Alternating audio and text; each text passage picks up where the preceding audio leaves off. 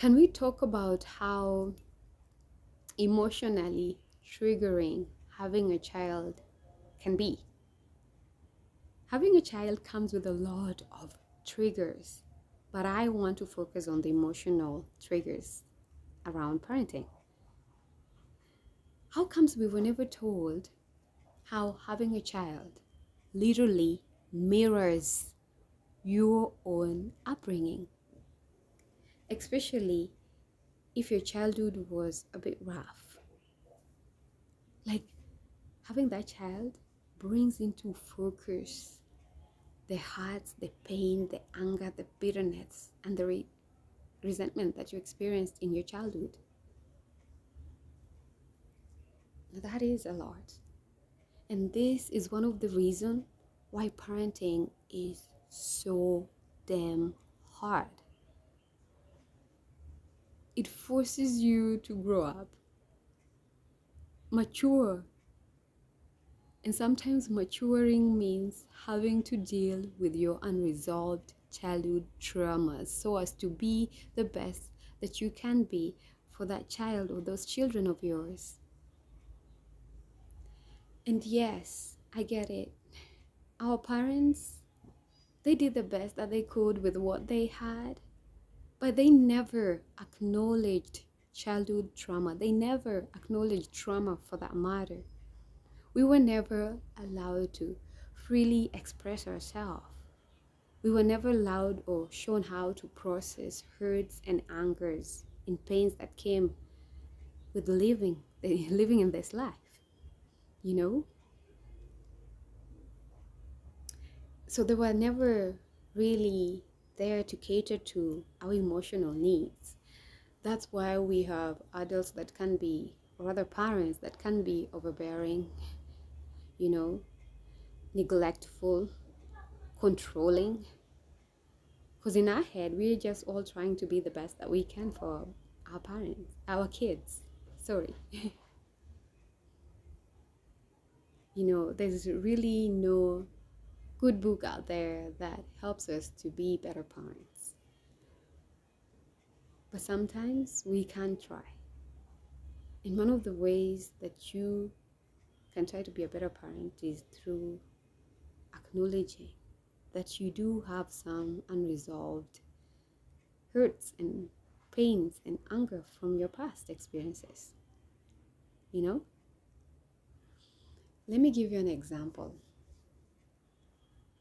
For the past few weeks, my daughter is almost turning 2, so she is at the onset of tantrums. So she decides to throw one of these at a public setting and chooses to throw herself on the ground, rolling over, yelling. And I remember at that time I was super aggravated by this. I was so angry at her. And all I wanted to do was just spunk the living daylights out of her. But thank God I know better because of my background in psychology and my mental health journey. And I remember just breathing in deep and realizing that it was not my child's fault, that there's nothing wrong with what she was doing. She's just being a child, doing what children do at that age. And it is totally normal.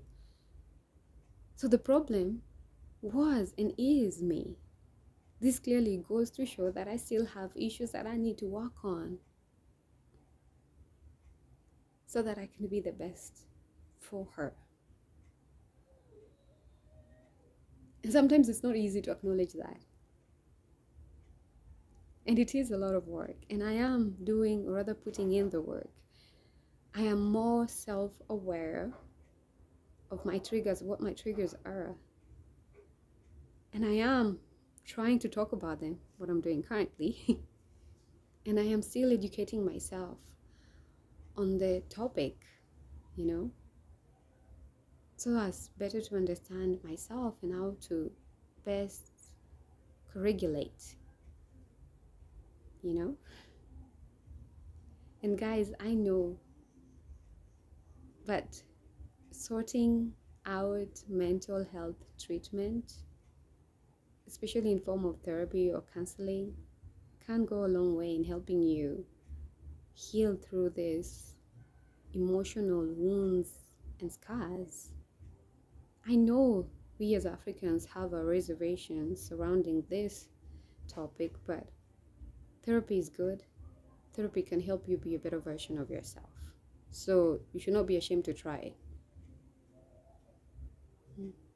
And yes, it will help you heal and eventually get to break the generational cycle of hurts and resentments. Guys, we are all just striving to be the best we can for our children.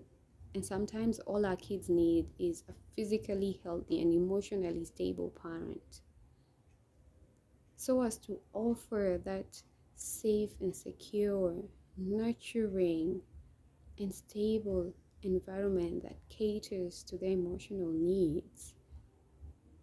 You know, it will help us communicate or rather relate better with our kids.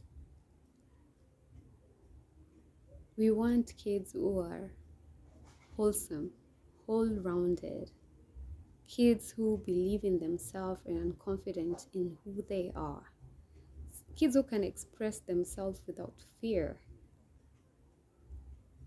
And we can only do that if we put the work, inner work for that matter. Parenting does involve sacrificing. Sometimes you have to put in the work. Guys, do you remember, or rather, have you heard of the story of what happened in Kisii with the teachers punishing their pupils? Just a bunch of teachers that decided to publicly humiliate these boys. I don't think they were even teenagers, no. I think they were below 10, rather 10, 11, who were caught doing some questionable acts. And so their teachers thought, oh, this would be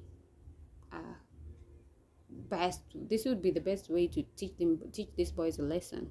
How about we just put them at the public, and force them to do whatever it is that they were doing in secret, and then film it while laughing and post it over the internet. Now, that's not the best way to punish a child. That's not how you correct a child. What you guys were doing was just traumatizing those kids.